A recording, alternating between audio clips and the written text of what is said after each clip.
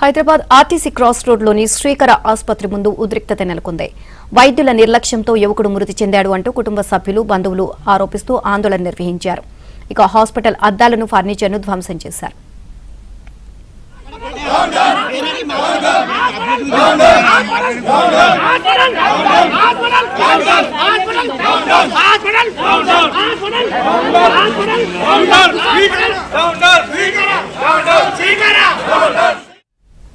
ఈ నెల 16న జ్ఞానేశ్వర్ అనే యువకుడికి అడిక్మెట్ బ్రిడ్జి వద్ద జరిగిన రోడ్డు ప్రమాదంలో తలకు తీవ్ర గాయమైంది.